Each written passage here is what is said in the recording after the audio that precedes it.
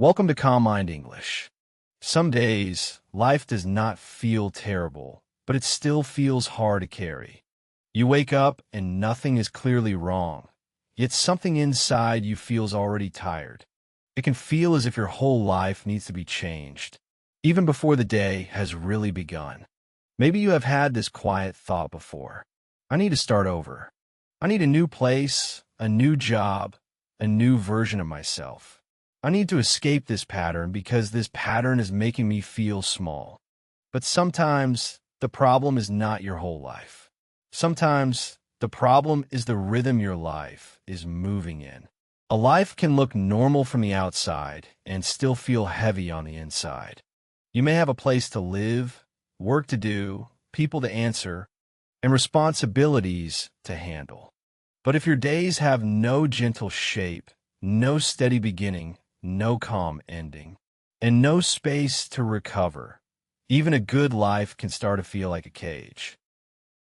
This is why many people think they need a dramatic change. They imagine leaving everything behind. They imagine becoming a completely different person. They imagine waking up somewhere else, with a cleaner room, a clearer mind, and a stronger heart. That image can feel comforting for a moment.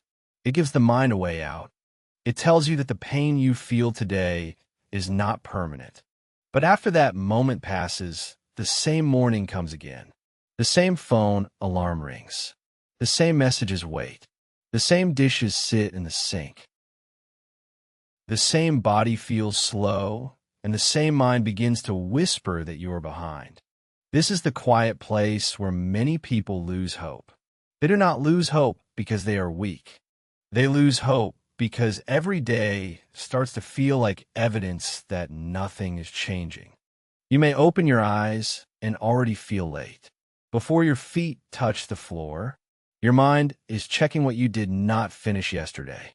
You remember the email you did not send, the laundry you did not fold, the decision you kept avoiding, the message you forgot to answer. There is no calm entrance into the day. There is only a sudden return to pressure. So you reach for your phone. At first, it feels harmless. You only want to check the time, maybe look at one message, maybe let your brain wake up slowly. But within a few minutes, your attention has already been pulled in 10 directions. Someone is doing better. Someone is traveling. Someone is working harder. Someone has a cleaner home, a stronger body, a happier face, a more impressive plan. Now your day has not even started, but your nervous system is already crowded. You get up, but not with a sense of direction. You move because you have to move. You wash your face, make coffee, look for something to wear. Think about what is missing and try to gather yourself quickly. The body is awake, but the mind is scattered. This kind of morning does not always look serious. It may look normal, but it teaches your brain a certain message every day. It says, life is something you must catch up with. It says, peace is something you can have later. It says, you are already behind. When a person hears that message for long enough, they may begin to believe the problem is who they are. They may say, I am not disciplined. I am not focused. I'm not strong enough. I always fall back. I always ruin my progress. But the deeper truth may be simpler. Their rhythm is not supporting them. A rhythm is the quiet pattern that carries your day. It is the way you enter the morning, the way you move through work, the way you eat, pause, clean, speak, rest, and return to yourself. It is not a perfect routine. It is the emotional shape of your daily life.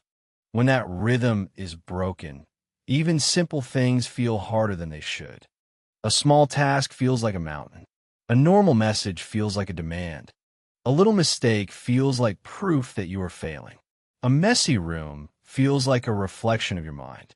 A tired evening feels like a wasted life. The day becomes too loud. And when the day is too loud for too long, you start dreaming of silence somewhere else. That is why the idea of a new life can become so powerful. It promises relief. It promises distance. It promises a clean page. But a clean page does not stay clean if the rhythm stays the same. You can move to a new city and still wake up with the same panic. You can buy a new planner and still avoid opening it. You can start a new diet, a new course, a new goal, and still feel tired after 3 days. If your daily structure is built on pressure instead of steadiness. This does not mean change is useless. Some people truly need to leave certain places, jobs, or relationships. Some situations are unhealthy and should not be romanticized. But for many people, the first change does not need to be dramatic. It needs to be close. It needs to begin inside the ordinary parts of the day. Before you decide that your whole life is wrong, look at the rhythm of one morning. Do you wake up into light or into noise? Do you begin with your own mind or with everyone else's life on a screen? Do you give your body a clear first action? Or do you ask your tired brain to make too many decisions too soon?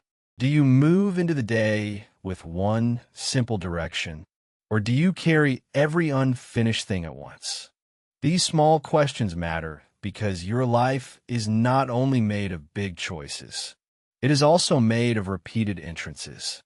The way you enter the morning becomes the way you enter your work. The way you enter your work becomes the way you enter your evening. The way you enter your evening becomes the way you enter sleep. Then sleep becomes the ground of the next morning. This is how rhythm quietly shapes a life. A person may think they are failing at change, when they're really living inside a rhythm that keeps pulling them back into survival mode. They try to grow, but their day gives them no place to land. They try to be calm, but their environment keeps pushing urgency into their body. They try to be consistent, but their schedule has no stable anchor. So the mind searches for a bigger answer.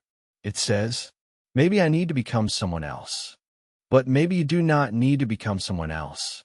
Maybe you need a morning that does not attack you. Maybe you need an evening that helps you return. Maybe you need fewer decisions before breakfast. Maybe you need one quiet place where your attention can rest.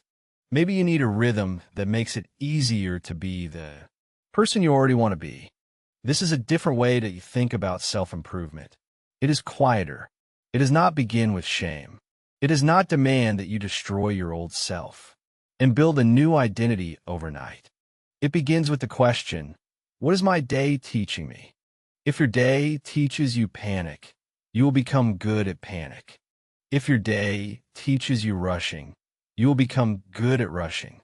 If your day teaches you comparison, your mind will keep looking for reasons to feel behind. But if your day slowly begins to teach you steadiness, your body can learn that too. Steadiness is not laziness. It is not giving up. It is the ground that allows effort to become sustainable. Think of someone trying to walk on a shaking floor. Even a few steps take too much energy. They may blame their legs. They may think they are weak, but the floor is moving under them. A broken rhythm is like that shaking floor. It makes every effort more expensive. When you rebuild rhythm, you're not making life perfect. You're making the floor more stable. That might begin with something very small. Drinking water before opening your phone. Opening the curtains before checking messages. Writing one clear task on paper. Putting your keys in the same place every evening. Leaving the kitchen slightly cleaner than you found it. Going to bed without asking your mind to solve your whole future. These are not impressive actions. They may not look like transformation, but they send a different signal to the brain. They say, the day has a shape. They say, I know how to begin. They say, I do not have to carry everything at once. This is important because many tired people do not need more intensity. They have already tried intensity. They have tried forcing themselves, criticizing themselves, restarting on Monday, promising to be different, and pushing hard until they collapse. What they need now is not a louder promise. They need a rhythm that can hold them when motivation is quiet. Motivation comes and goes. Rhythm stays closer to the body. It waits in the same place. It begins with the same small cue. It gives the mind less room to argue. When the rhythm is simple enough, you do not need to feel inspired to follow it. You only need to return to the next small step. That is how change becomes less dramatic and more real. Imagine a morning where the first 5 minutes are not given away to the world. The room is still quiet. You sit up, feel the floor under your feet, drink some water, and open the curtain. You do not need to feel amazing. You only need to begin without being pulled apart. Then you choose one thing that matters today. Not 10 things. Not your whole future. One thing. This small act can change the emotional direction of the morning. The day may still be busy. There may still be problems. But now your mind has a place to stand. A new rhythm does not remove responsibility. It changes the way responsibility enters you. Without rhythm, every task feels like an interruption. With rhythm, tasks begin to have a place. Work has a place. Rest has a place. Cleaning has a place. Thinking has a place. Even worry can become smaller when it is not allowed to spread across the whole day. This is not easy at first. A rushed life does not become calm in one morning. A scattered mind does not become steady because of one good choice. But each small return matters. The goal is not to design a perfect life. The goal is to stop living as if every day is an emergency. Many people are exhausted because they are always reacting. They react to messages, moods, deadlines, hunger, clutter, and other people's expectations. They rarely feel like they are choosing the shape of their own day. A new rhythm gives back a small part of that choice. It might be the choice to prepare tomorrow's clothes before sleeping. It might be the choice to put the phone across the room. It might be the choice to eat something simple before the body becomes too tired. It might be the choice to close the laptop at a clear time, even if everything is not finished. Small choices like these create quiet boundaries. And quiet boundaries protect energy. When energy is protected, the mind stops looking for escape so often. It becomes easier to see that your life may not be as hopeless as it felt. When you were exhausted, it may simply need a different pattern of care. There's a deep relief in this. You do not have to solve your entire life tonight. You do not have to become a new person by tomorrow morning. You do not have to throw away everything and begin from zero. You can begin by changing the way one day opens. You can begin by giving your body one signal of safety. You can begin by making one repeated action. So simple that even a tired version of you can do it. This is how a new rhythm starts. Quietly, practically, without needing applause. And over time, the question changes. Instead of asking, "Why is my whole life wrong?" you begin to ask, "What rhythm would help me live this day with more steadiness?"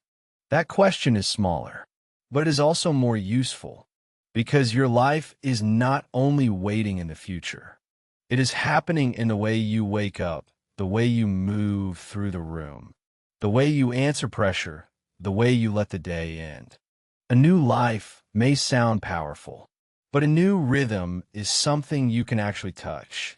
And sometimes that is where real change begins. There's a quiet kind of tiredness that does not look dramatic from the outside. You still answer messages.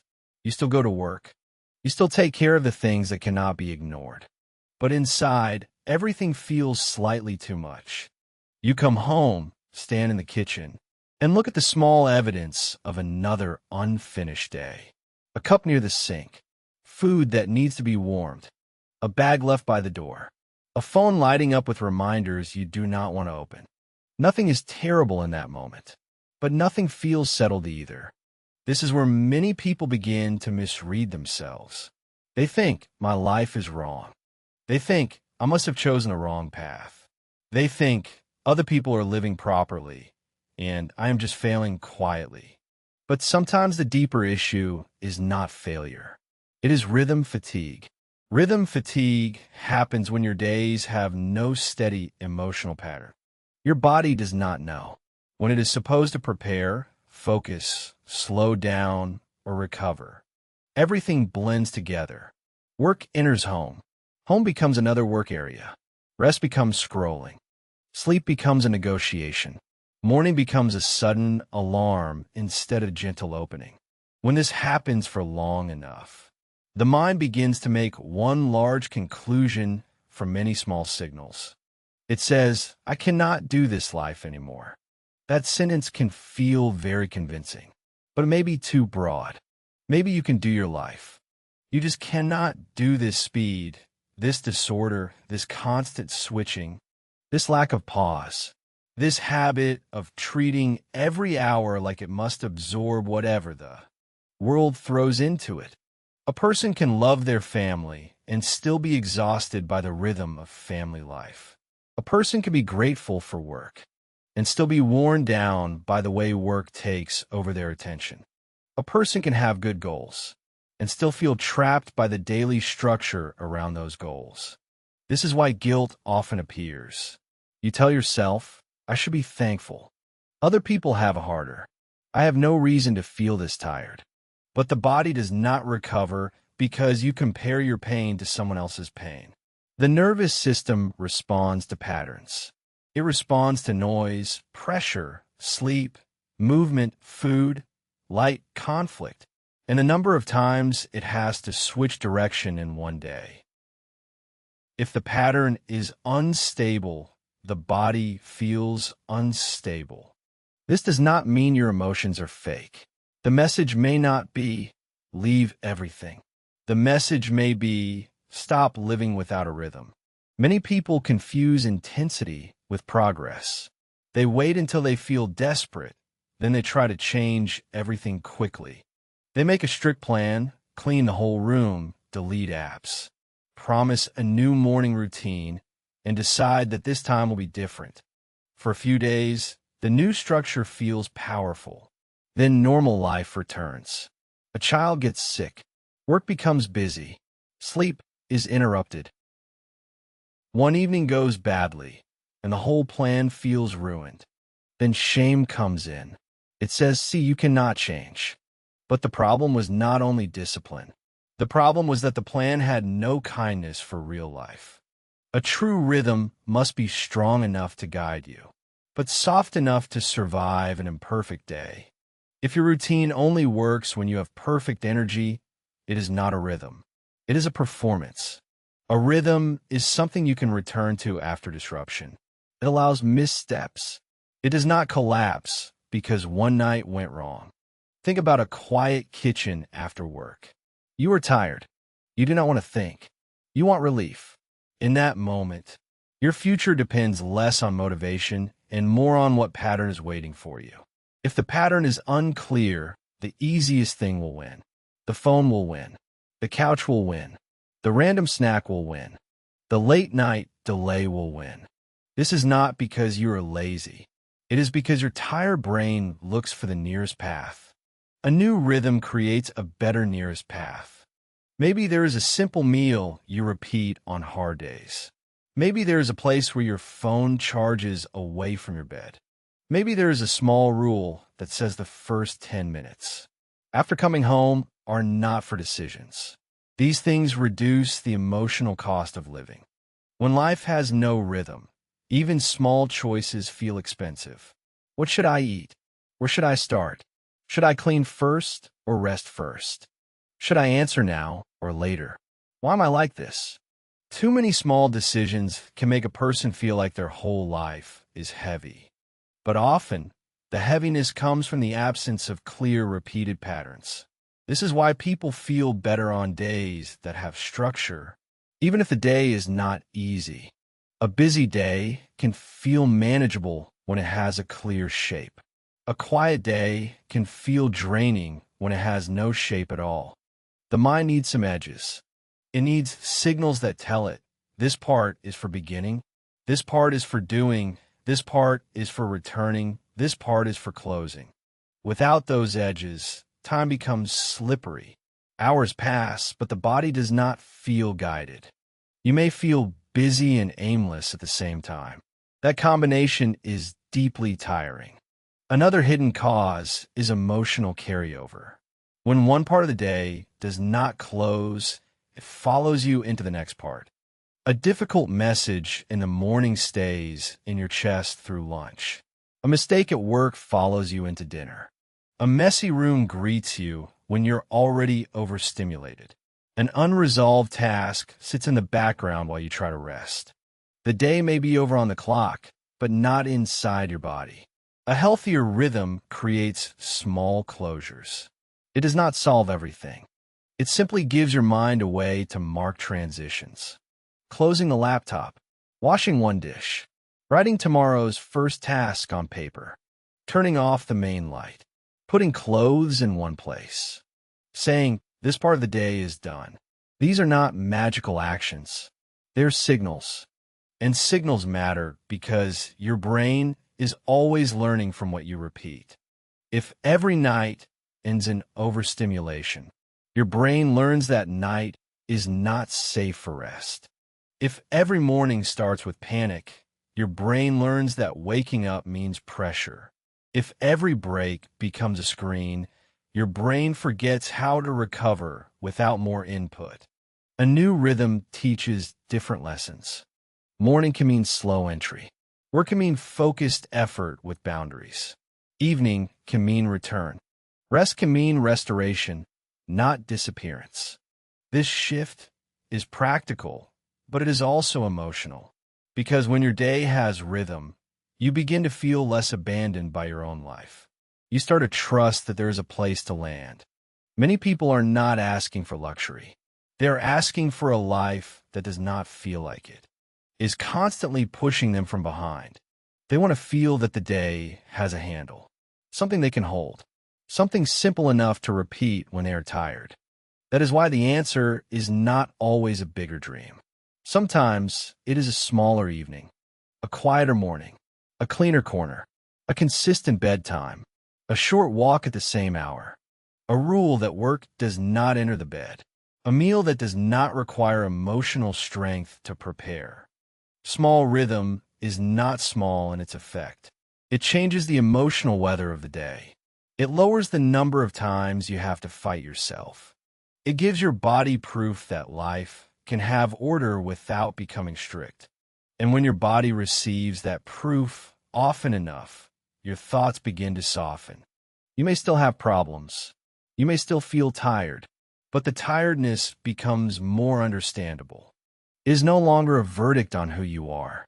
It becomes information about the pattern you are living in. So when a thought comes, "I need a new life," pause before believing the whole sentence. Ask what part of the day is asking for help. Is it the morning? Is it the transition after work? Is it the way your phone enters every empty space? Is it the lack of a closing ritual at night? Is it the fact that your body never knows when it is allowed to stop? The more specific you become, the less trapped you feel. A whole life is hard to change in one moment, but one rhythm can be adjusted. One transition can be softened. One repeated signal can be placed with care. This is not a dramatic solution. It will not give you the rush of imagining a completely different life, but it may give you something better. It may give you a day you can actually live inside. Mina used to wake up before her alarm, but not in a peaceful way. Her eyes would open in the half-dark room, and before she moved, she would already feel late. The day had not started, but inside her chest, it felt like something was running ahead of her. She worked in a small office on the third floor of an old building. Her job was not terrible. Her coworkers were not cruel. Her life was not falling apart in any obvious way. But every morning, she felt as if she had to push herself into the day with both hands. The first thing she touched was always her phone. She told herself she was only checking the time. Then she checked one message, then another, then the weather, then a short video, then a work notification she did not need to answer yet. By the time she stood up, Her mind had already traveled through 10 different rooms. In the bathroom, she brushed her teeth while thinking about an email. In the kitchen, she made coffee while looking at the sink. There were 2 cups, 1 bowl, and a spoon from the night before. It was not much, but in the morning it felt like a sign that she was already behind. She drank half the coffee, standing up. Her bag was on the chair, but her keys were not inside it. Her lunch was still in the fridge. Her coat was hanging behind the door, but one sleeve was turned inside out. None of these things were serious, but together they made the morning feel sharp. By the time she left home, she was not late, but she felt late. On the bus, she looked out the window for a few seconds, then opened her phone again. The screen gave her something to do, and that felt better than sitting with a strange pressure in her body. She saw other people's clean apartments, morning workouts, organized meals, smiling faces beside bright windows. She knew those were only selected moments. Still, they stayed in her mind. At work, Mina was polite and careful. She answered questions. She attended meetings. She finished most of what she needed to finish. From the outside, she looked fine, but inside, every task felt connected to every other task. A small correction from her manager stayed with her for hours. A message without a warm tone made her wonder if someone was annoyed. A meeting added to her calendar felt like one more stone in. A bag she was already carrying. At lunch, she ate at her desk because it seemed easier. She watched a video while eating, answered 2 emails between bites, and told herself she would take a proper break later. Later never really came. By 3 in the afternoon, her body became heavy. Her focus grew thin. She opened the same document several times and forgot what she was looking for. She wanted something sweet, then something salty, then more coffee, then simply for the day to be over. When work ended, she did not feel finished. She only felt released. On the bus home, she told herself she should start exercising again. She should cook more. She should clean the apartment. She should sleep earlier. She should stop wasting time. The words should followed her like another passenger. At home, she placed her bag by the door and left her coat on the chair. She did not mean to make a mess. She was just tired, and every object seemed to land wherever her energy ended. The apartment was small, but it had too many unfinished corners. A laundry basket near the bed. A stack of papers on the table. A notebook she bought for planning, still almost empty. A pair of shoes near the kitchen because she had kicked them off, while carrying groceries 3 days earlier. Nothing was terrible. Nothing was peaceful. She opened the fridge, closed it, opened it again, and decided to order food. While waiting, she sat on the couch and looked at her phone. At first, it felt like rest. Then it became a blur. News, videos, comments, messages, pictures, advice, arguments, jokes. Another person's life, another person's room, another person's progress. When the food arrived, she ate too quickly. The show she played in the background was not something she cared about. But silence felt too empty. After dinner, she told herself she would wash the dishes in a minute. The minute became an hour. At night, she finally felt awake in a different way. The world was quieter. No one needed anything. No new work messages appeared. For the first time all day, she had a space that belonged to her. So she stayed up. She knew sleep would help. She knew tomorrow would be harder if she kept scrolling. But the night felt like the only place where she did not have to perform. Giving it up felt unfair. Around midnight, she started feeling guilty. Around 1, she started feeling numb. Around 2, she put the phone down and stared at the ceiling. That was when the bigger thoughts came. Maybe I need to change everything. Maybe I'm not made for this life. Maybe I missed the chance to become the person I wanted to be. The thoughts felt deep because the room was dark and her body was tired. But they were not always deep.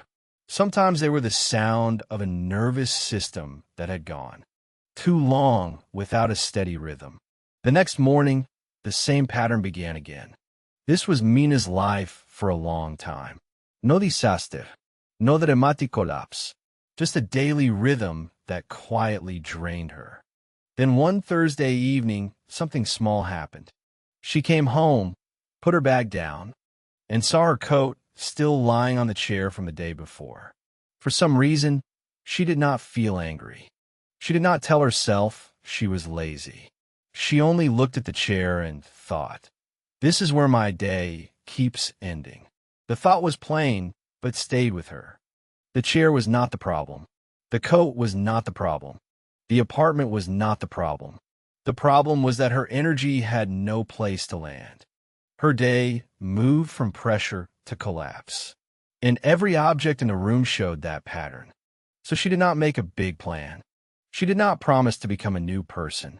She did not buy a planner. She did not make a perfect routine. She cleared one hook near the door.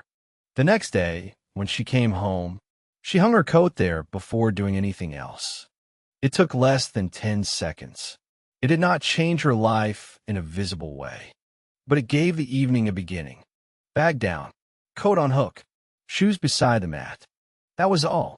For 1 week, she only practiced that small arrival. Some days, she still ordered food. Some nights, she still scrolled too long. The dishes were not always done. Her sleep did not immediately become perfect, but something had shifted. There was now one place in the day where she was not falling. She was arriving. The next small change came in the morning. She placed her keys in a bowl beside the door. Not because she wanted to become highly organized, but because searching for keys had been making every morning feel like a chase. Keys in the bowl. It sounded almost too simple to matter, but it mattered at 7:42 in the morning when she reached for them and found them without panic. Then she began preparing coffee before bed. She filled the kettle. She placed the mug beside it. She put one clean spoon on a small towel. In the morning, those objects greeted her like a quiet message from yesterday. You do not have to start from zero. That message did something to her mind. She still had difficult days. Her job still had pressure. Her phone was still distracting. Her apartment was still small. But her life no longer felt like one long emergency. The rhythm was not perfect. It was only more visible. She began to understand that she had been asking the wrong question.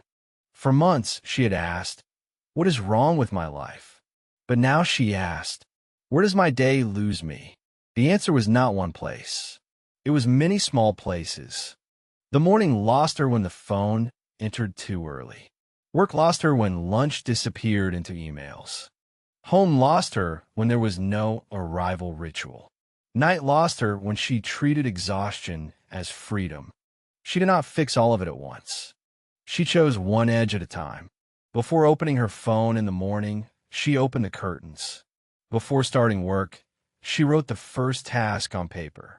At lunch, she walked outside for 7 minutes, even if she still ate quickly afterward. At night, she charged her phone across the room twice a week, then 3 times. None of this looked impressive. There was no dramatic transformation.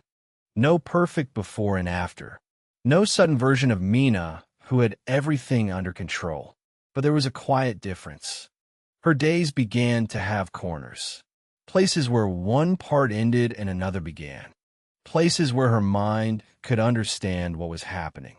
And because of that, she stopped needing to escape so often in her imagination. She still dreamed about a better future. She still wanted growth. She still wanted to become healthier, steadier, and more focused. But those dreams no longer came from hatred of her present life. They came from a life that had started to support her again. One evening, months later, Mina came home after a hard day. Her manager had been tense. The bus had been late. Rain had soaked the bottom of her pants. She was tired, and for a moment, the old feeling returned. I cannot do this. But then she opened the door. The hook was there. The mat was there. The small bowl for her keys was there. The apartment was not perfect, but it knew how to receive her. She hung her coat. She placed her keys down. She changed into dry clothes. Then she stood in the kitchen and warmed simple food. The day had been difficult, but it did not become a story about her whole life.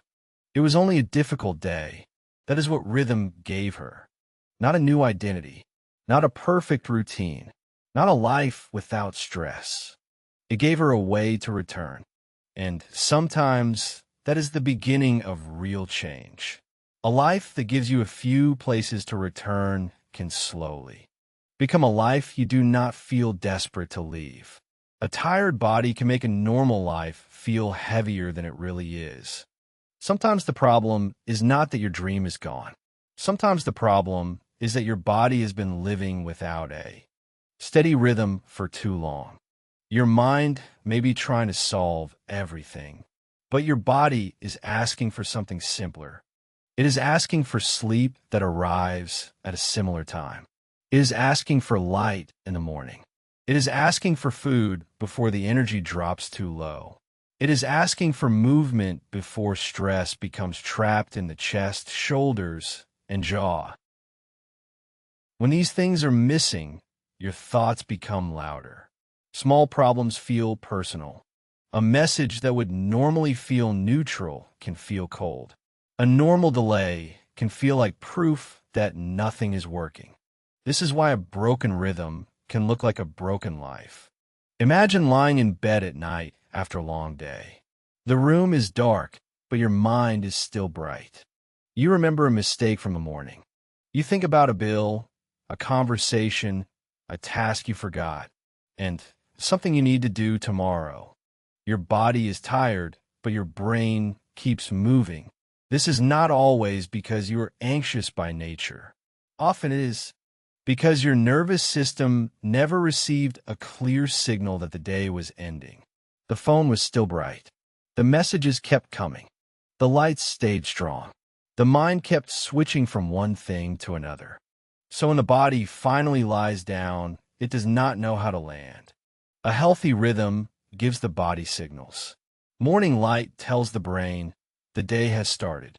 Regular meals tell the body energy is available. Small movement tells the nervous system stress can move through.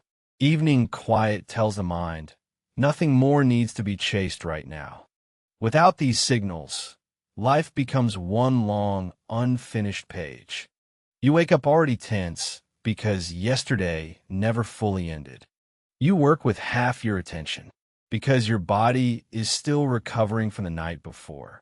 You try to relax, but your nervous system is still preparing for the next problem. Then you blame your personality. You may say, I am lazy. I am too sensitive. I am not disciplined enough. But a body without rhythm will often act like a person without direction. It does not mean there is something wrong with your character. It means the system you live inside is giving confusing instructions. The body likes patterns. This does not mean every day must be strict or perfect. It means your body feels safer when certain parts of the day are familiar. A similar wake-up time helps. A few minutes of morning light helps. Drinking water before checking messages helps. Eating before your mood crashes helps. A short walk helps. Lowering the lights at night helps. These actions may sound too small to matter, but the nervous system does not only respond to big decisions. It responds to repeated signals. A person who gets morning light every day is not only seeing the sun. They're teaching the body when the day begins. A person who puts the phone away before bed is not only avoiding distraction. They're teaching the mind that night is not another work session. A person who walks for 10 minutes after work is not only exercising. They are helping the body complete the stress cycle from the day. Stress is physical before it becomes a story. It can sit in the stomach as tightness. It can sit in the shoulders as pressure. It can sit in the face as tension. It can sit in the breath as a shallow pattern you barely notice.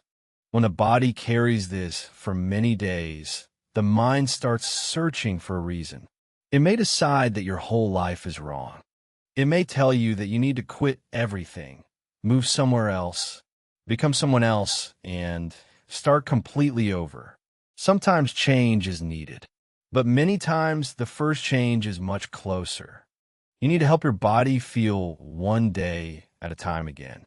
One reason people feel emotionally unstable is that their energy is unstable.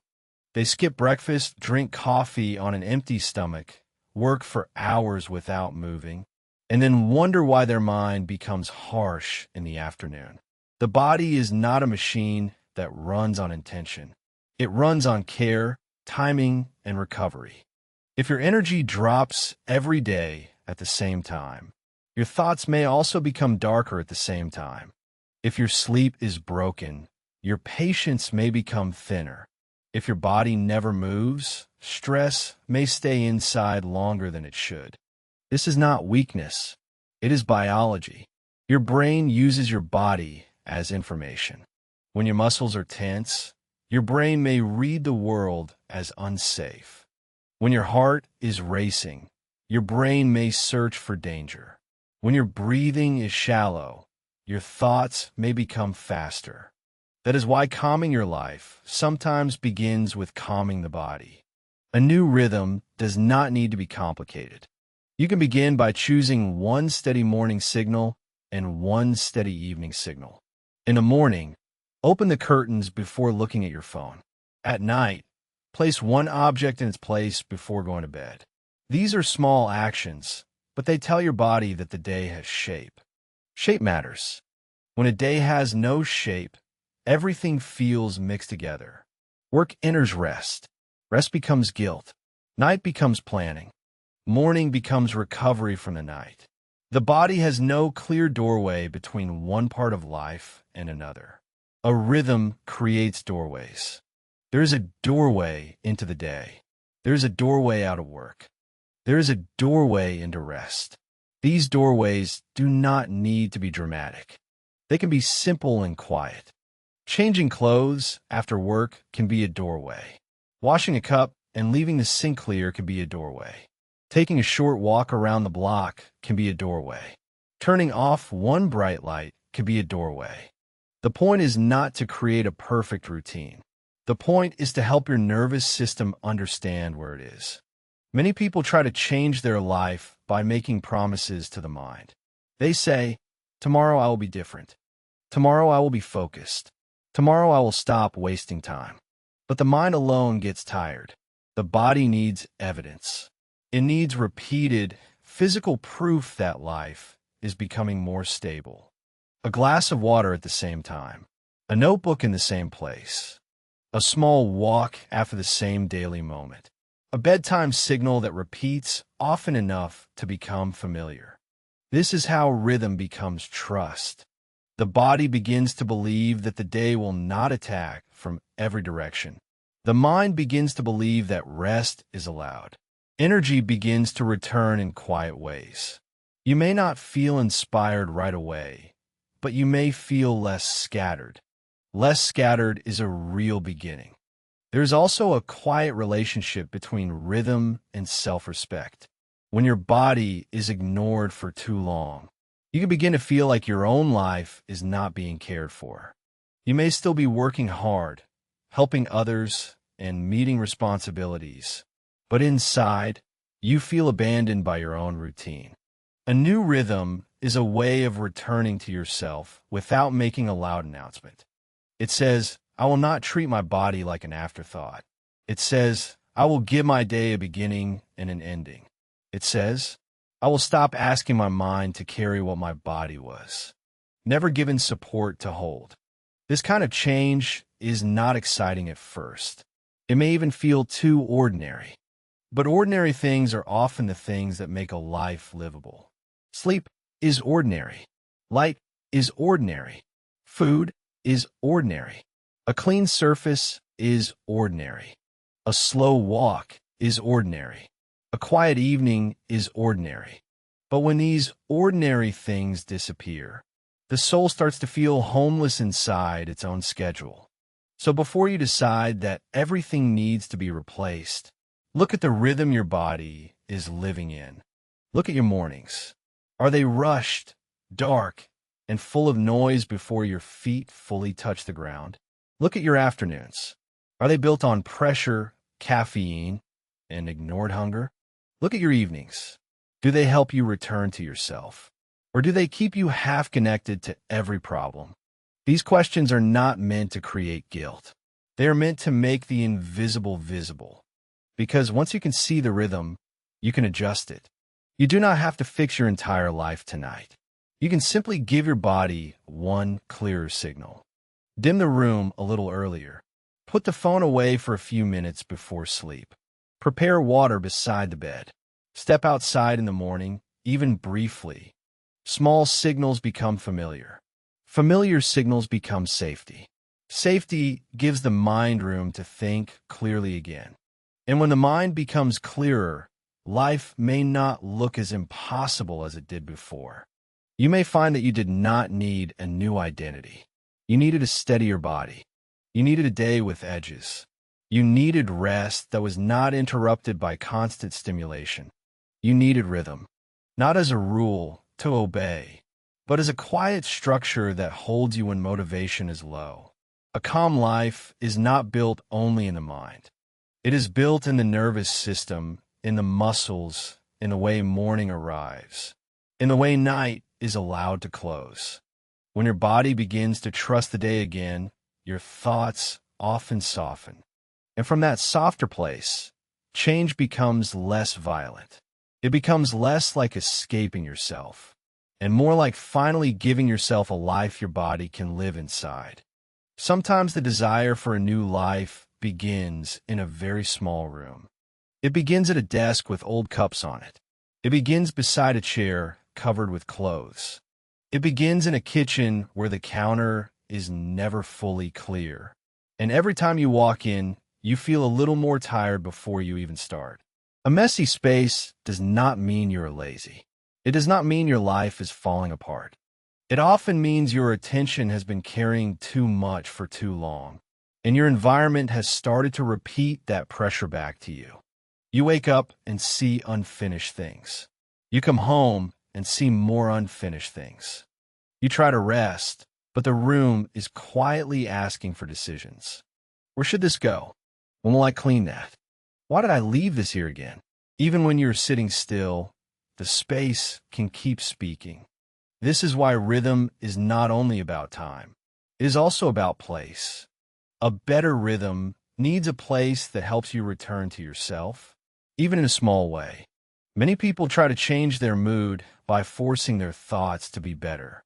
They tell themselves to be more positive, more focused, more disciplined. But the body often listens to the room before it listens to a thought. If your phone is beside your pillow, your morning begins with other people's noise. If your desk is covered with random things, your work begins with friction. If your bed becomes the place where you scroll, worry, eat, reply, and think, your body slowly forgets what that space is for. The mind likes clear signals. A chair can become a signal to work. A lamp can become a signal to slow down. A clean corner can become a signal that life is still manageable. These things sound too simple at first, but a rhythm is built from repeated signals. The more your space sends the same signal at the same time, the less energy you need to begin.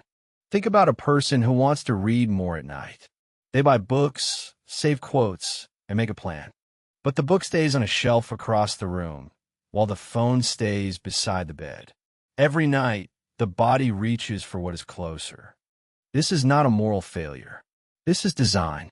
The hand follows the easiest path. The eyes follow the brightest screen. The mind follows the loudest invitation. So when you want a calmer life, do not only ask, how can I become stronger? Ask a quieter question. What is my space asking me to do? If your space asks you to check your phone, you will check your phone. If your space asks you to snack, you will snack. If your space asks you to delay, you will delay. But if your space asks you to begin gently, you may begin gently. This does not require a perfect home. You do not need a beautiful apartment, expensive furniture, or a clean room that looks like a picture online.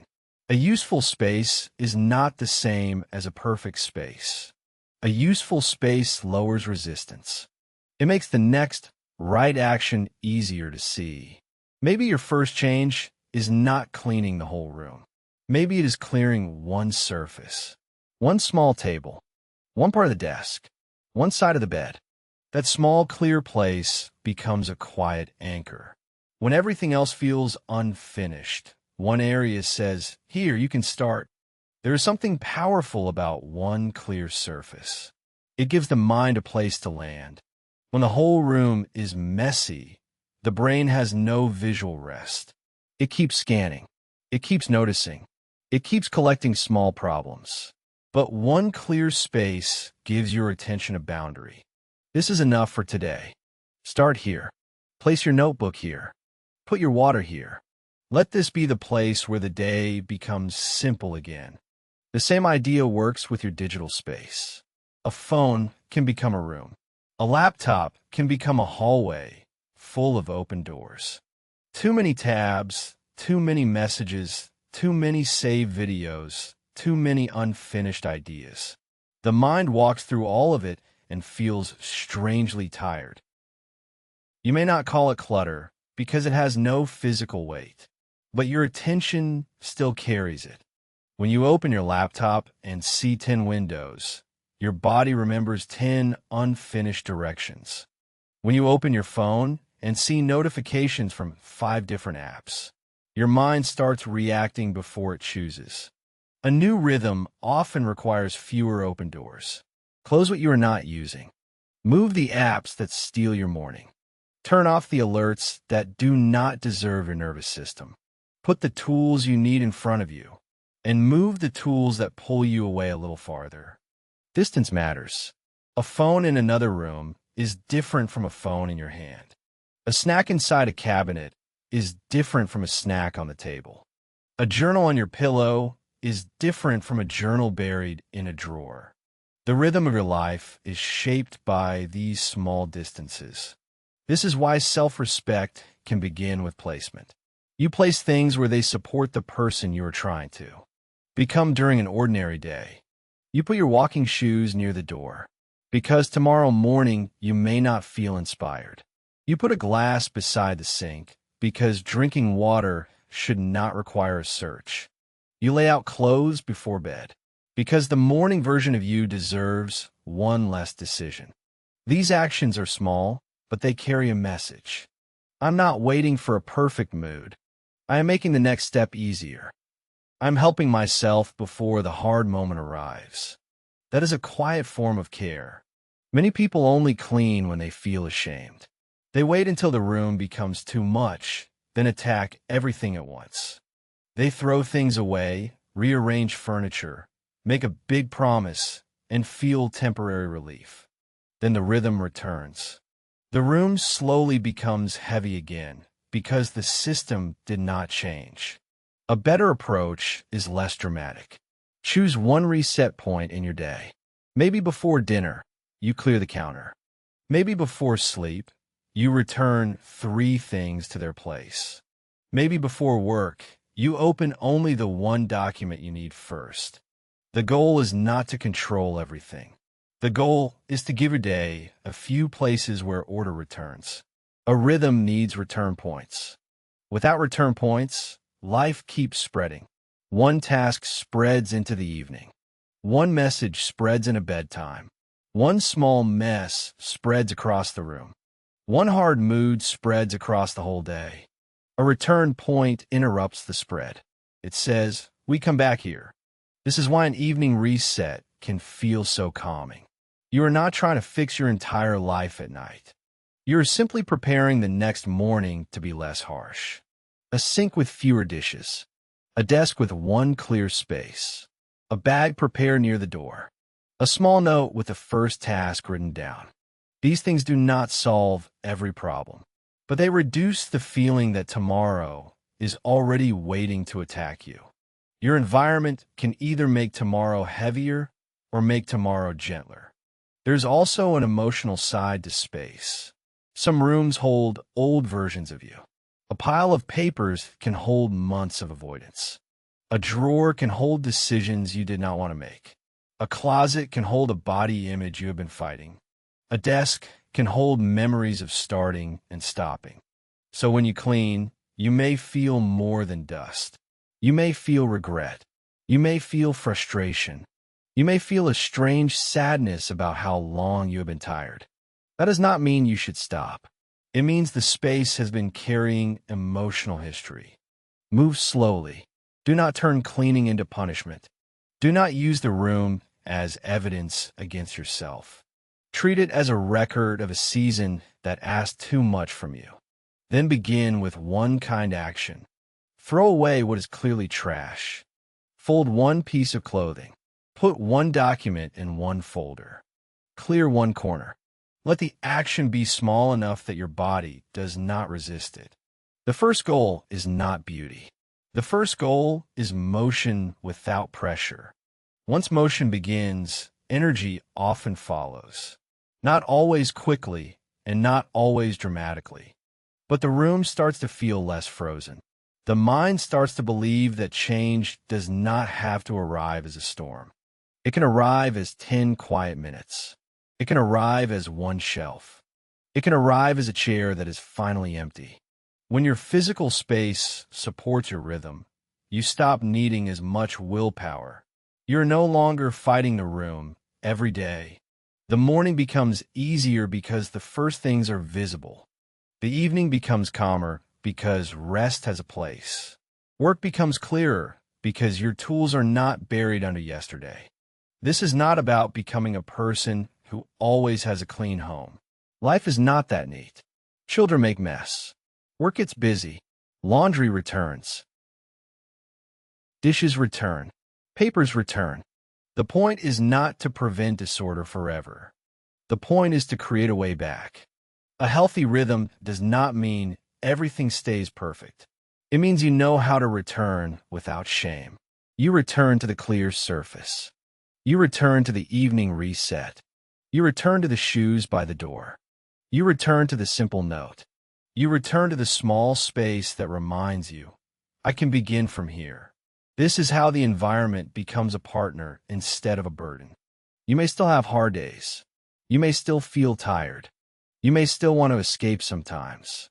But when your space gives you small support, the hard day does not have to become a lost day. A room can help you pause before scrolling. A desk can help you start before overthinking. A door area can help you leave the house with less stress. A bedside table can help your night end with a little more peace. These are not decorative details. They are rhythm cues. And rhythm cues matter because human beings are not machines. We are sensitive to light, sound, objects, distance, and repetition. We're shaped by what surrounds us. So do not wait until you can redesign your whole life. Redesign one corner. Redesign one transition. Redesign the first 5 minutes after you wake up, or the last 5 minutes before you sleep. Make the better action easier to reach. Make the harmful action slightly harder to reach. Make the room tell the truth you want to live by. A new rhythm begins when your space stops arguing with your intentions. It begins when the room quietly supports the day you're trying to build. And sometimes the life you thought you needed to escape starts to feel different. When the spaces inside it become easier to return to. There's a quiet kind of change that does not look impressive from the outside. It does not begin with a new notebook, a perfect plan, or a long list of goals. It begins with one small action that happens at the same point in the day, again and again, until your body starts to recognize it. That is how rhythm is built. A rhythm is not the same as a strict routine. A strict routine often feels like a rule you must obey. It can become another reason to judge yourself when life becomes messy. A rhythm is softer. It gives your day a shape without trying to control every minute. It says, after this, I usually do that. After I wake up, I drink water. After I put my phone down at night, I prepare one simple thing for tomorrow. After I finish work, I give myself a short transition before I step into the rest of the evening. These actions may look too small to matter, but the nervous system likes patterns. The mind feels safer when the day has a few familiar signals. Many people try to change by making a large promise to themselves. They say, from tomorrow, I will become disciplined. For Monday, I will fix my schedule. From next month, I will finally live properly. But a promise is not enough when the day is already full of friction. A tired person does not need a larger promise. A tired person needs a smaller doorway. Think of the morning. If your first movement is reaching for your phone, your day may begin inside other people's voices. Messages, news, updates, opinions, and unfinished thoughts enter your mind before you have even stood up. Then you wonder why you feel scattered.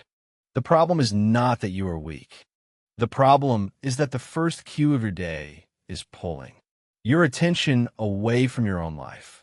A new rhythm could begin with a very small anchor. Before the phone, feet on the floor. Before scrolling, open a curtain.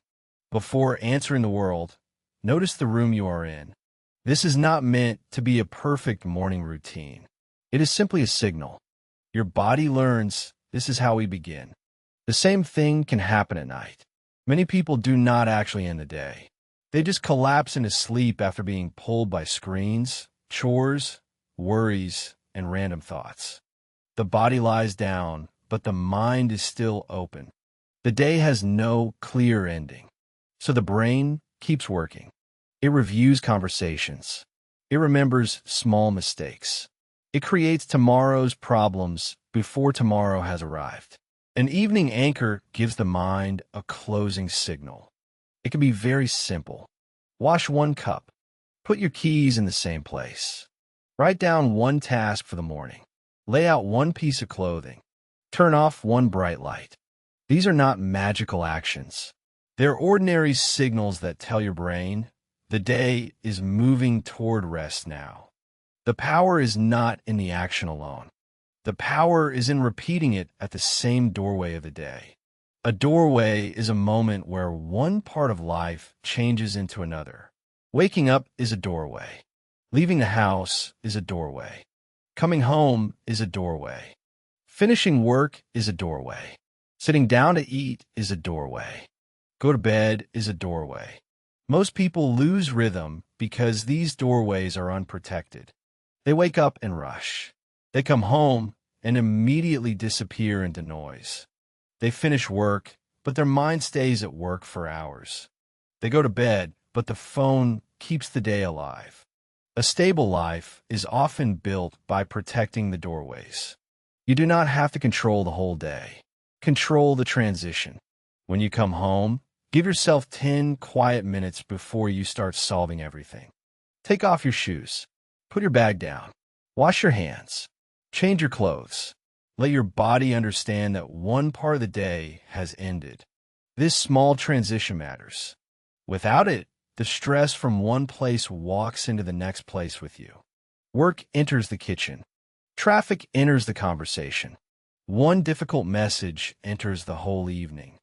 A rhythm helps you separate what belongs to each part of the day. It does not erase stress, but it gives stress a boundary. Another helpful anchor is the first clean action. When your room feels messy, your schedule feels broken, and your mind feels heavy, do not try to fix everything at once. Choose the first clean action. Make the bed. Clear the chair. Wash the bowl. Open the window. Put the laundry in one place. The first clean action is not about becoming organized in one moment. It is about changing the direction of the day. A day can drift for hours when nothing interrupts the drift. One clean action creates a small line in the sand. Before this, I was sinking into the mess. After this, I am participating again. You may still feel tired after doing it. You may still have many things unfinished. But something inside you receives a different message. I can influence this moment. I can move one thing. I can begin without feeling ready. This is how self-trust returns. Not through one intense week of discipline, but through small promises that are easy enough to keep. Many people break trust with themselves because they keep choosing promises that are too large for their current life.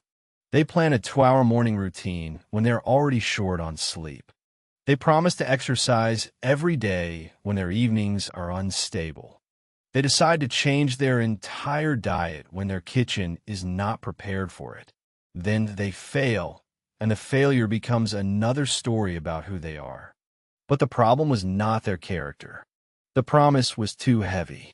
A rhythm should be light enough to survive a normal day. It should work even when you're busy. It should work even when your mood is low. It should work even when the house is not perfect and your energy is not strong. A good anchor does not require a special version of you. It meets the real version of you. For example, if you want to read more, do not begin by demanding 1 hour every night. Put the book where you sit in the evening. Read 1 page after you plug in your phone. 1 page may feel small, but it creates identity through repetition. I am someone who returns to this. If you want to move your body, do not begin by creating a routine that only works on your best day. Begin with 5 minutes after brushing your teeth. Stretch your neck. Move your shoulders. Walk around the room. Step outside for a short moment if you can. The goal is not to impress yourself. The goal is to make movement familiar again. If you want a calmer morning, prepare one thing the night before. Not everything, just one thing. Your clothes, your lunch container, your child's bag, your keys, your first task. One prepared thing can remove one sharp edge from the morning. And when the morning has fewer sharp edges, your mind has more room to stay steady. This is the quiet logic of rhythm. You reduce friction before it becomes emotion. You create signals before confusion takes over. You repeat small actions until they stop feeling like decisions. Because decisions are expensive when you are tired. Every small choice uses energy. What should I do first? Where do I put that thing? Should I clean now or later? Should I start the task or check my phone? Should I rest or keep pushing? When every part of the day requires a decision, the mind becomes exhausted before the real work even begins. Rhythm protects energy by removing unnecessary decisions. The keys always go there. The first 10 minutes after work are quiet. The phone charges away from the bed. The notebook stays on the desk. The morning begins with light before messages. These are not small because they are meaningless. They are small because they are repeatable. And repeatable things shape a life more deeply than occasional bursts of effort. There will still be days when the rhythm breaks. You will oversleep. You will forget. You will stay on your phone too long. You will leave dishes in the sink. You will lose the evening to tiredness. That does not mean the rhythm is gone. A rhythm is not destroyed by one imperfect day. It is waiting for the next cue, the next morning, the next doorway, the next small action. This is why rhythm is kinder than perfection. Perfection says, once you fall off, you have failed.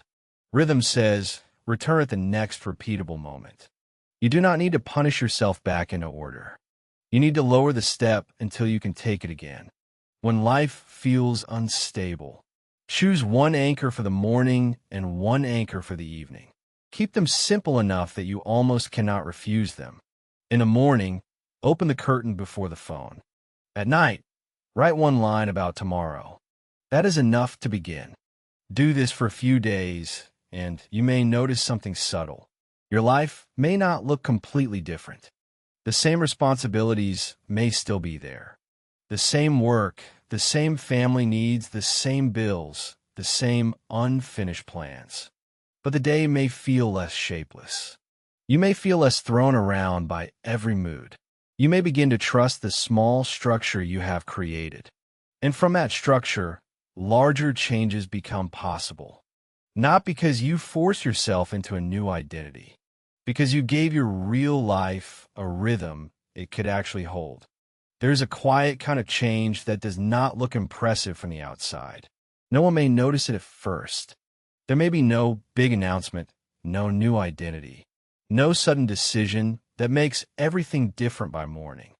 It may begin with something very ordinary, like walking a little slower after work, turning the light lower at night, or choosing not to fill every empty space with noise.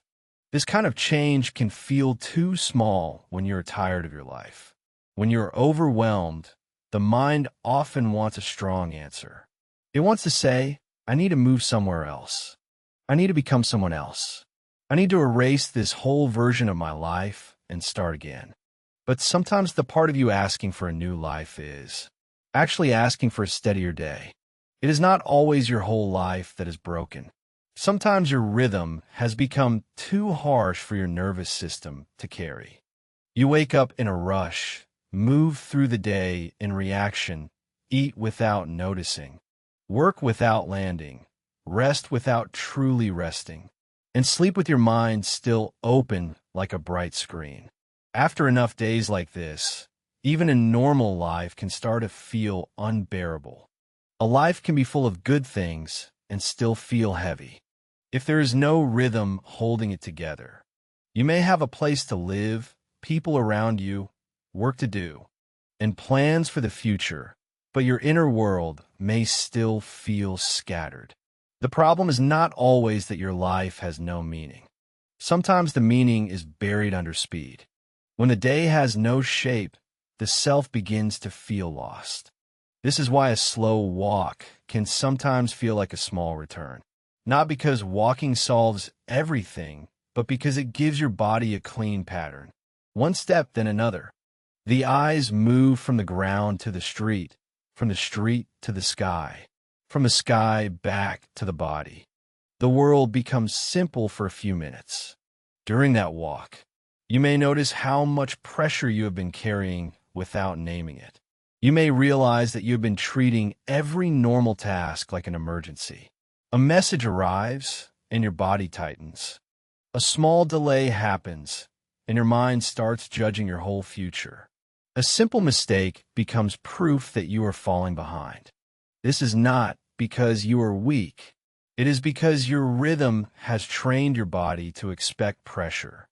If your days are built on rushing, your mind will learn to search for danger. If your nights are filled with stimulation, your thoughts will keep running even when the room is quiet. If your mornings begin with comparison, your self-respect will feel unstable before the day has even started. A new rhythm is not a perfect routine. It is a gentler way of telling your body, we are not in danger all day. This shift matters because most people try to change themselves from the top down. They try to force a new mindset while their body is still tired. Their space is still chaotic. Their sleep is still broken. And their attention is still pulled in 10 directions. They speak to themselves with pressure and call it discipline. But pressure is not the same as direction. Direction is calmer. Direction says, this is the next step. Direction does not need to insult you before it moves you. It does not need to make you hate your current life in order to improve it. It simply gives your energy somewhere clear to go. There's a different feeling when change comes from steadiness. You stop asking, what is wrong with me? You start asking, what rhythm have I been living inside?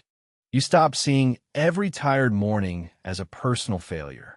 You start seeing it as information. Maybe you slept too late. Maybe your mind was overstimulated. Maybe yesterday had no ending. Maybe today needs a softer beginning. This kind of thinking does not remove responsibility. It makes responsibility more useful. Instead of attacking your character, you adjust the pattern. You look at the hour before sleep. You look at the first 10 minutes after waking. You look at the space where you work. You look at the way you move from one task to another. You begin to understand that your life is not only made of goals. It is made of transitions. A transition is the small bridge between one part of the day and the next. Many people suffer because they have no bridges. They jump from sleep into stress, from work into home, from dinner into scrolling, from scrolling into bed, from bed into another restless morning. The body never receives a clear signal that one part has ended and another has begun, so the mind stays crowded. A new rhythm gives the day edges. It lets morning feel like morning. It lets work have a beginning and an ending. It lets rest become more than escape. It lets night become a place where the body can slowly close the door. This is not dramatic, but it is powerful. Think of a person who takes a slow walk after work. Nothing about their life has changed on paper. The same bills are there. The same responsibilities are waiting. The same future is uncertain. But for 20 minutes, the body is not sitting under artificial light. The eyes are not locked onto a screen. The mind is not being fed more information. The person walks past parked cars, quiet houses, small trees, and a sky that keeps changing even when life feels stuck. At first, their thoughts are loud. They think about what they did not finish, what they should have said, what might happen next month. But after a while, the thoughts begin to loosen. The walk does not fix the day. It helps the day move through the body. That is rhythm. Rhythm allows life to move instead of staying trapped inside the mind. It gives emotion somewhere to go. It gives stress a way to leave gradually. It gives the body a repeated message that life is not only work, worry, and recovery. When people say they want to feel like themselves again, they often imagine going back to an older version of life. But the old version may not be available anymore. Time has moved. You have changed. Your responsibilities may be different. Your body may need different care now. So the goal is not to become the old you. The goal is to become steady enough to meet the life you have now. That sentence may feel less exciting than a complete transformation, but it is more honest. You do not need to become a stranger to yourself in order to grow. You do not need to reject every part of your current life. You can begin by listening to the parts of your day that keep hurting you. Maybe your mornings need less noise. Maybe your evenings need a real ending. Maybe your room needs one clear surface. Maybe your phone needs to stop being the first and last voice of the day. Maybe your body needs food before caffeine, movement before judgment, and sleep before another plan. These are not small things when they are repeated. They become the emotional weather of your life. A person who lives inside constant friction will eventually believe they are the problem. A person who lives inside a calmer rhythm may begin to feel capable again, even before anything major changes. This is why the mindset shift is simple but deep. You are not trying to escape your life. You're trying to return to it with a rhythm that lets you breathe, think, work, love, and rest without losing yourself every day. You may still have hard days. A new rhythm does not protect you from every problem. It does not make you endlessly productive. It does not remove sadness, uncertainty, or pressure. It simply gives you a way to remain connected to yourself while life continues.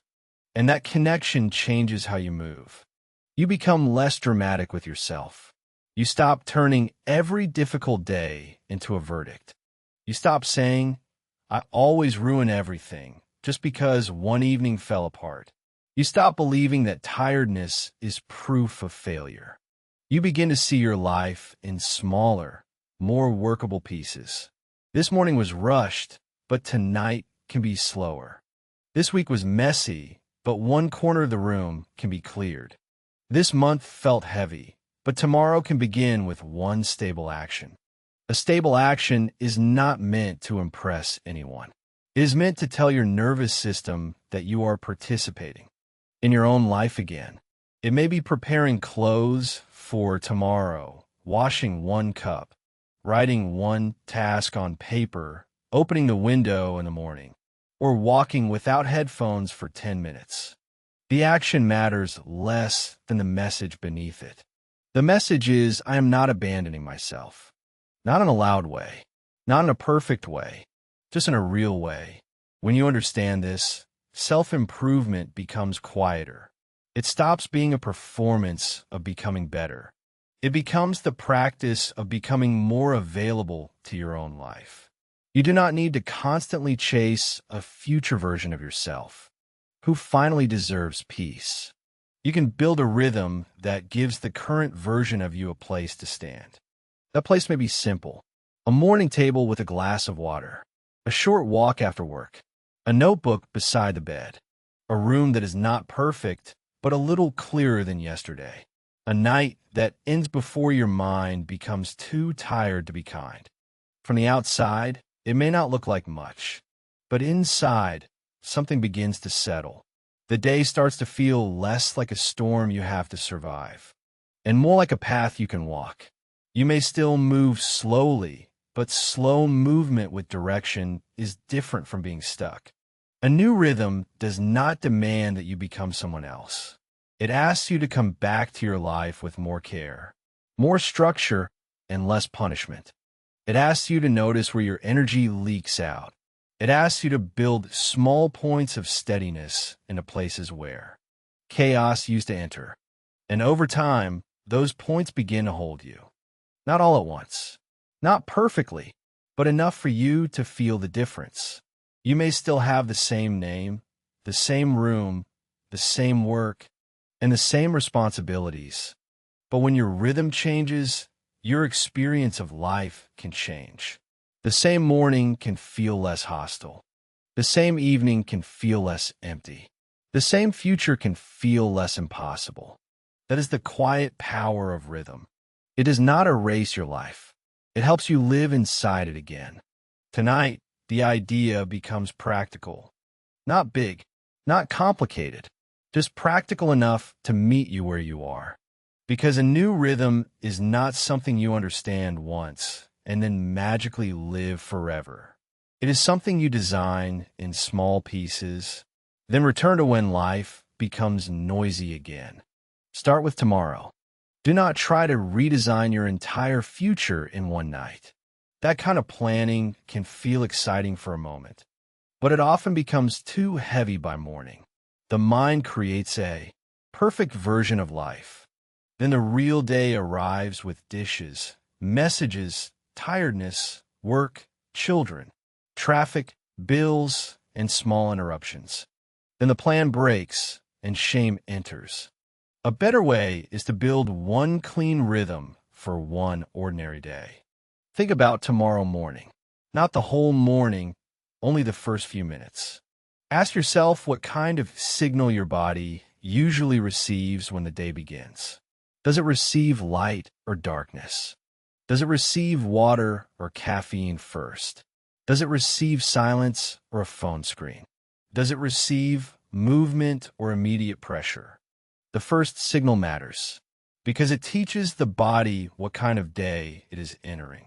If the first signal is panic, the mind begins the day in defense. If the first signal is comparison, the heart begins the day feeling behind. If the first signal is clutter, the brain begins the day searching for control before it has even fully arrived. So choose one beginning signal.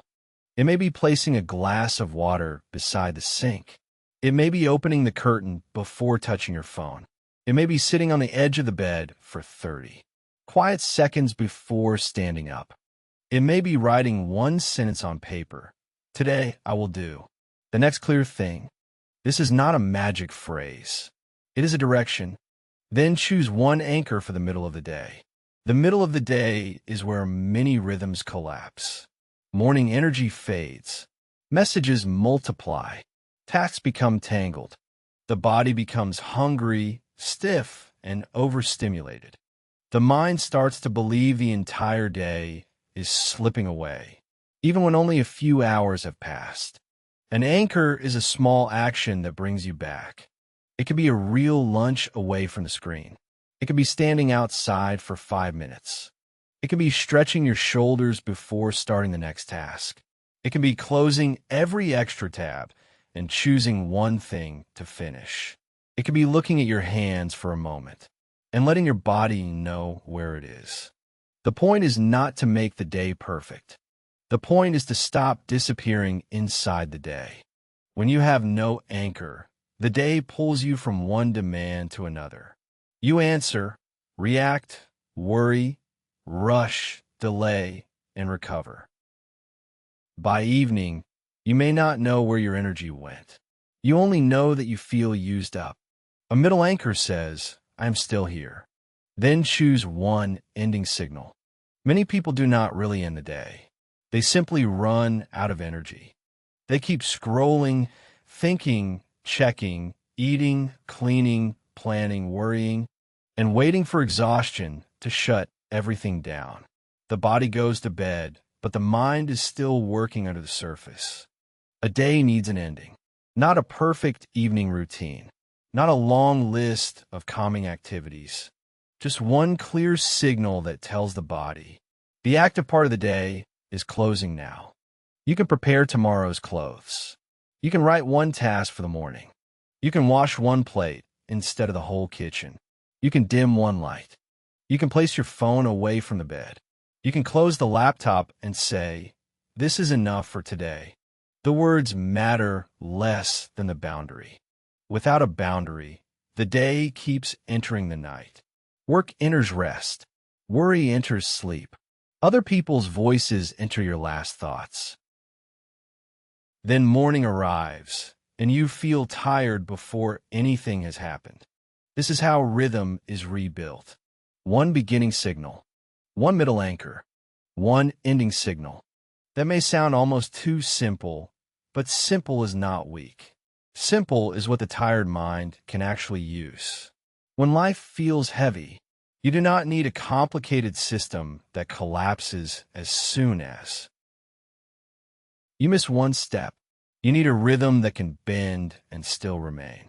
A good rhythm should survive imperfect days. If you wake up late, you can still open the curtain. If lunch becomes messy, you can still stand outside for 1 minute. If the evening falls apart, you can still write one clear task for tomorrow. This is important because many people abandon rhythm the moment they fail to perform it perfectly. They think a routine only counts if it looks clean from beginning to end. But real life does not move like that. Real life has interruptions, emotions, responsibilities, and days when the body is simply tired. Your rhythm must be kind enough to continue through real life. There will be days when you do not feel calm. There will be days when your space becomes messy again. There will be mornings when you touch your phone too soon, evenings when you stay up too late, and afternoons when your attention breaks into pieces. That does not mean you have lost everything. It means you return at the next anchor. This is the difference between a strict routine and a living rhythm. A strict routine often says if you miss it, you failed. A living rhythm says, return here when you can. It gives you a doorway back instead of a reason to quit. That doorway may be very small. A glass of water, a cleared corner, a short walk, a written sentence, a quiet minute before sleep. Small doorways matter because they're easy to enter when you are tired. They do not require a new personality. They do not require a perfect mood. They only require one honest movement in the direction of steadiness. And steadiness is what you are building. Not a life where nothing goes wrong. Not a self that never gets tired. Not a future where every day is organized, productive, peaceful, and impressive. You are building a life where you know how to come back. Come back after a hard morning. Come back after an unplanned delay. Come back after a messy room, a difficult conversation, a late night, or a week that did not go the way you hoped. Coming back is a skill. At first, It may feel too quiet to respect. You may think real change should feel stronger. You may want a dramatic sign that you are finally different. But the deepest changes often feel ordinary while they are happening. You only notice them later. You notice that you recover faster. You notice that one bad hour no longer ruins the whole day. You notice that your room still gets messy, but it no longer feels like proof that your life is out of control. You notice that your future still feels uncertain, but you no longer treat uncertainty as danger every single minute. You notice that rest becomes cleaner when the day has an ending. This is how a new rhythm changes the experience of being you. It does not remove every hard thing. It gives your life a steadier shape, so the hard things do not spread everywhere. A difficult task stays a difficult task. A stressful conversation stays a stressful conversation. A tired evening stays a tired evening. They do not have to become a full story about your worth. That is a quiet form of freedom. When your rhythm is weak, everything blends together. One mistake becomes your identity. One delay becomes your future. One tired day becomes a diagnosis of your whole life. But when your rhythm is stronger, life has more separation. You can say this part was hard, but it is not everything. You can let the day be a day, not a judgment, not a final answer, not a measurement of your value. Just a day. Tomorrow, you do not need to wake up as a completely new person. You do not need to prove that you have changed. You do not need to punish the version of yourself that struggled today. You only need to give tomorrow a better shape. Before you sleep, choose one small thing that will make the morning easier. Place it where you can see it. Clothes on a chair, a notebook on the table, a clean cup by the sink, a bag near the door. One sentence written clearly enough for your tired morning mind to understand. Let tomorrow meet a little help from tonight. This is one of the kindest things you can do for yourself. Not because it solves your life, but because it reduces the friction between who you are now and what you need next.